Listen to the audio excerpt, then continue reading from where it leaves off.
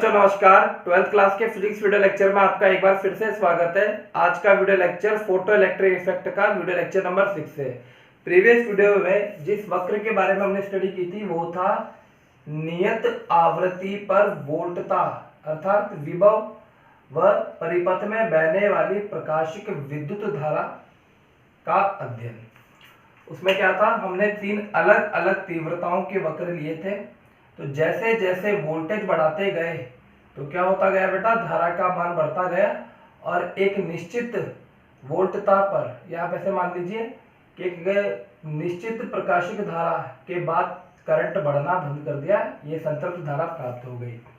इसी प्रकार अगली तीव्रता के लिए वक्र इस तरह से प्राप्त हुआ और ये तीव्रता के लिए वक्र इस तरह से प्राप्त हुआ। ये है I3, इस वन I2 और ये I1। यहाँ पर I3 की तीव्रता सबसे ज्यादा है, ये I2 और ये I1। इस वोल्टेज को या नेगेटिव वोल्टेज को कहा जाता है निरोधी विभव। इसकी डेफिनेशन है एनोड का कैथोड के सापेक्ष। एनोड कैथोड किसे कहते हैं, यहाँ पर 2 प्लेटें होती है, एक C और एक A। इसे संग्राहक प्लेट इसे उत्सर्जक प्लेट कहते हैं और इसे संग्राहक प्लेट कहते हैं। क्लियर।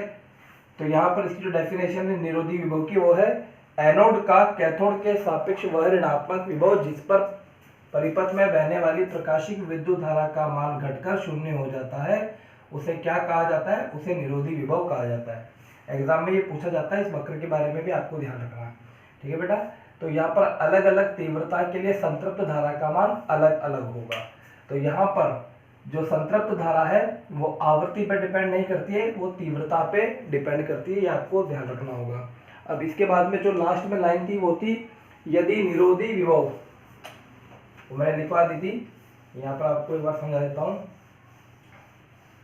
यदि निरोधी विभव V0 हो तो इलेक्ट्रॉन को कैथोड से एनोड तक ले जाने के लिए किया गया कार्य, यदि निरोधी विभव, देख लेना आप अगर नहीं लिखा है तो यहां लिख देता हूं मैं। यदि निरोधी विभव V0 हो तो इलेक्ट्रॉन को कैथोड से एनोड तक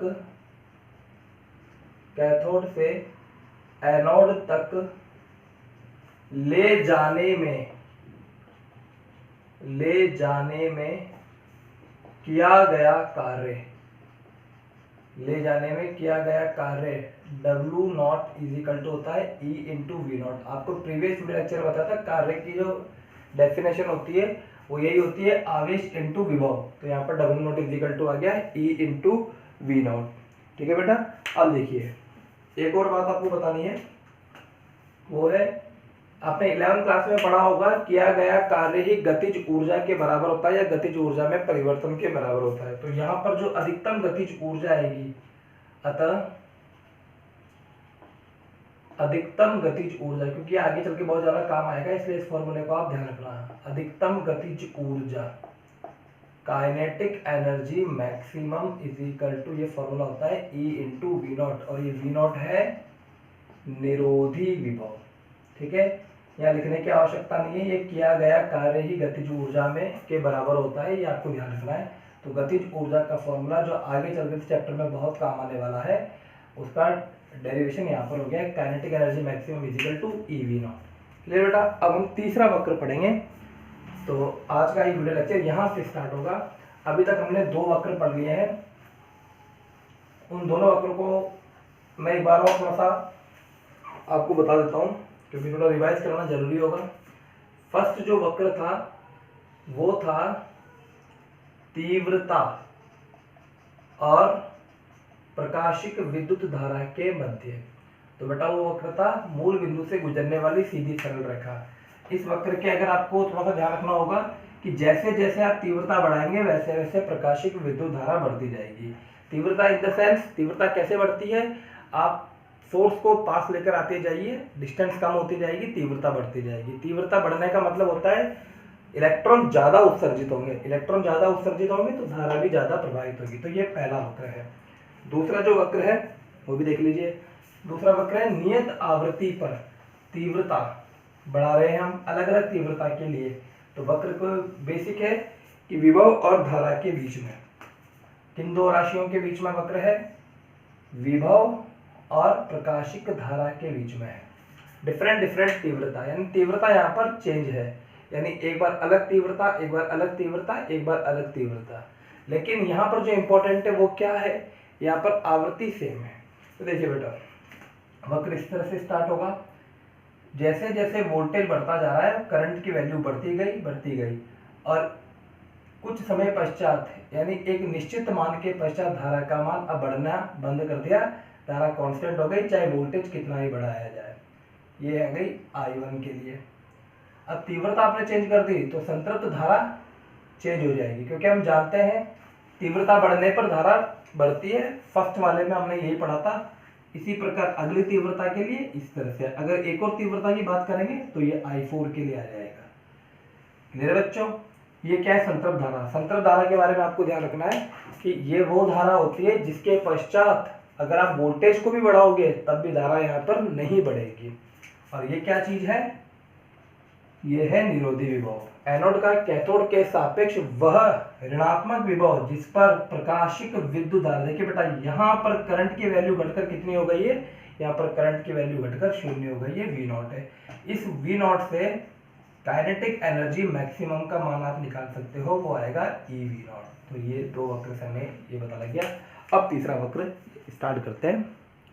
देखिए तीसरा वक्र है आपतित प्रकाश की तीव्रता को नियत रखकर। अब की बार हम आपतित प्रकाश की तीव्रता को नियत रखेंगे। देखिएगा, पहले मैं लिख देता हूं थर्ड। आपतित प्रकाश की तीव्रता को नियत रखकर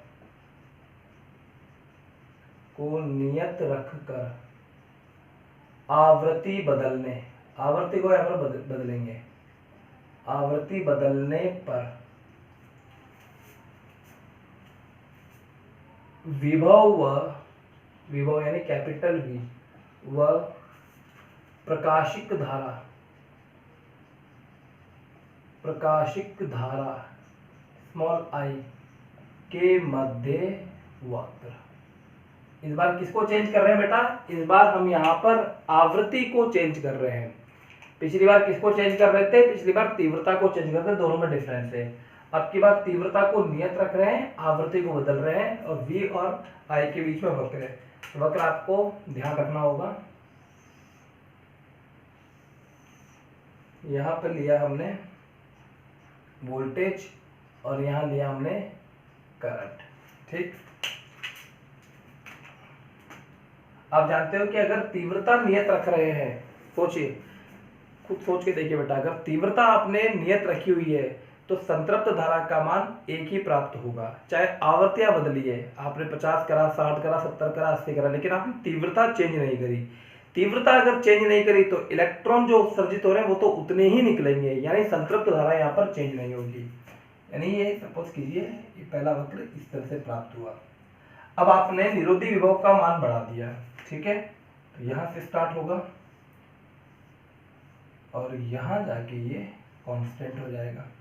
तीसरे के लिए यहां से स्टार्ट होगा और ये यहां जाके कांस्टेंट, इस तरह से ये रहेगा। यानी क्या है बेटा? ये है V01, ये V02, ये V03। इसका मतलब समझिए आप, ये है आवृत्ति, पहली वाली आवृत्ति के लिए निरोधी विभव, दूसरी वाली आवृत्ति के लिए निरोधी विभव और तीसरी वाली आवृत्ति के लिए निरोधी विभव। लेकिन तीनों आवृत्तियों के लिए यहाँ पर तीव्रता कांस्टेंट है। तीव्रता कांस्टेंट है तो बेटा संतृप्त धारा का मान यहाँ पर कांस्टेंट आ जाएगा। इस वक्र को आपको ध्यान रखना होगा, इसे आप बना लीजिएगा। V01, V02, V03 ऐसे और भी बनते चले जाएंगे। अब यहाँ पर जो कंक्लूजन निकलता है वो क्या, कि आवृत्ति बदलने पर निरोधी विभव बदल जाता है। आवृत्ति बदलने पर निरोधी विभव बदल जाता है, जबकि तीव्रता बदलने पर निरोधी विभव नहीं बदलता। एक और चीज देखिए, आवृत्ति बदलने पर व तीव्रता को नहीं बदलने पर संतृप्त धारा नहीं बदलती। और इससे पहले जो वक्र आपने देखा था नेक्स्ट प्रीवियस वीडियो में, वहां पर ऐसा था कि आवर्ती आपने कांस्टेंट रख रखी थी, तो निरोधी विभव भी कांस्टेंट था, और संतृप्त धारा अलग अलग आ रही थी। उसका कारण क्या था? तीव्रता था। तो बेटा इन सारी चीजों को हम लास्ट में लिखेंगे जब हम कंक्लूजन पढ़ेंगे, ठीक है ना। इसलिए इसको मिक्स मत करना, एक एक वक्र को अच्छे से पढ़ना, तब जाके आपको समझ में आएगा। अब इसकी थ्योरेटिकल बातें लिखता हूं मैं, इस वक्र को आप चाहे तो बना लीजिएगा।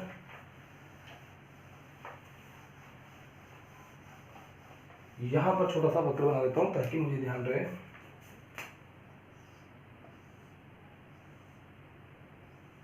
अब बुक में देखेंगे इस तरह से वक्र है, V01, V02, V03, ठीक है। तो यहाँ लिखता हूं, उपरोक्त चित्र के अनुसार आपतित प्रकाश की तीव्रता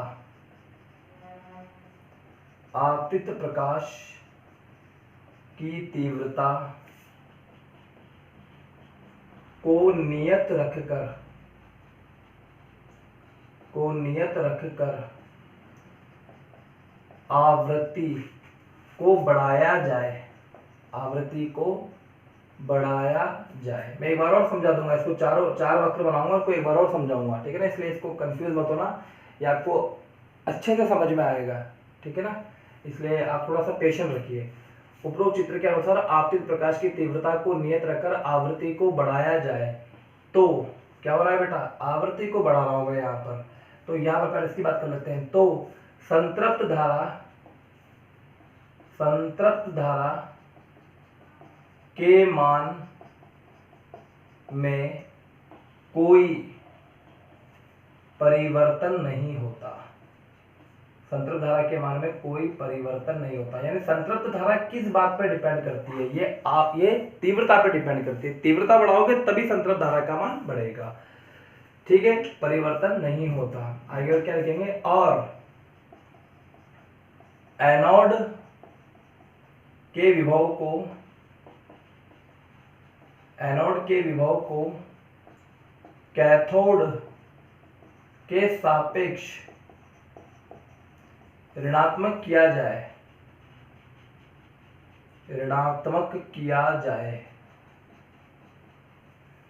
तो धारा का मान घटकर, देखिए बेटा धारा का मान घटकर कितना हो गया? 0। तो धारा का मान घटकर 0 हो जाता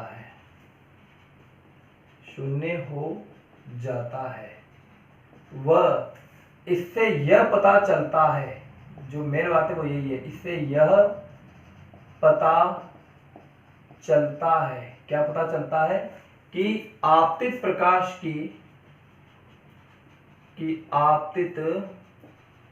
प्रकाश की आवृत्ति बदलने पर, ये मैंने आपको पहले समझा देता, लिखा यहाँ पर रहा हूं।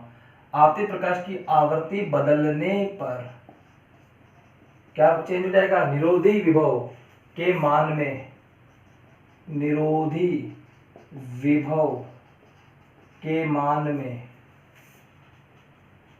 वृद्धि होती है। निरोधी विभव के मान में वृद्धि होती है, अर्थात उत्सर्जित इलेक्ट्रॉनों की, अर्थात बेटा आपने ये पढ़ाया भी, kinetic energy maximum is equal to EV0। अगर वोल्टेज, ये निरोधी विभव बढ़ जाएगा तो क्या होगा? अर्थात उत्सर्जित इलेक्ट्रॉन की अधिकतम गतिज ऊर्जा के मान में वृद्धि होती है। अर्थात गतिज ऊर्जा आवृत्ति पर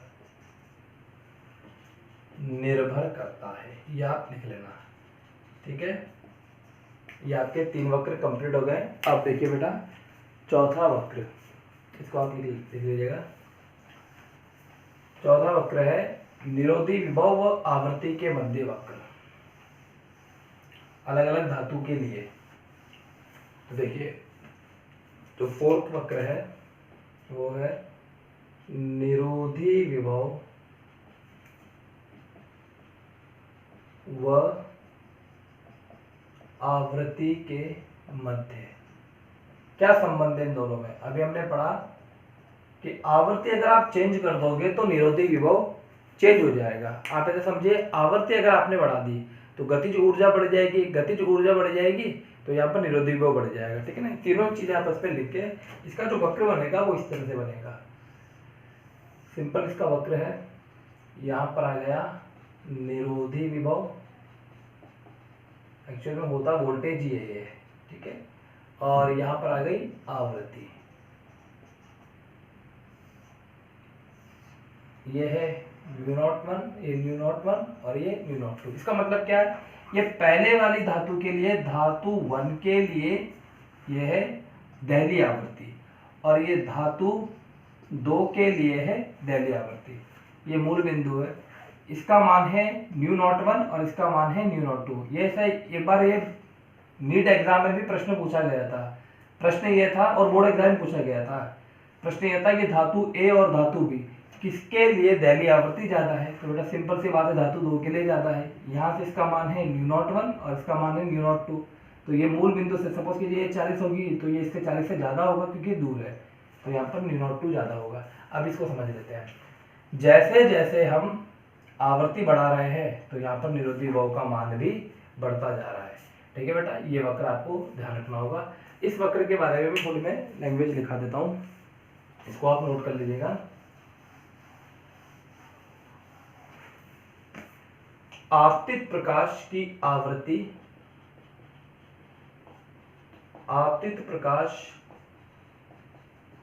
की आवृत्ति न्यू व निरोधी विभव,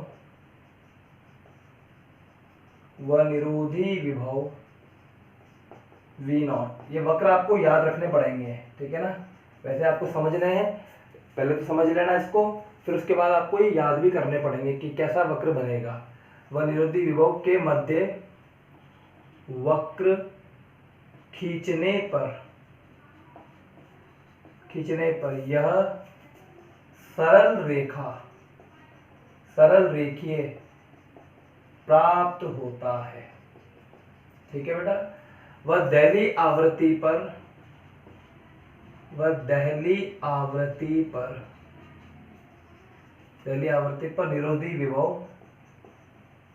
निरोधी विभव शून्य हो जाता है।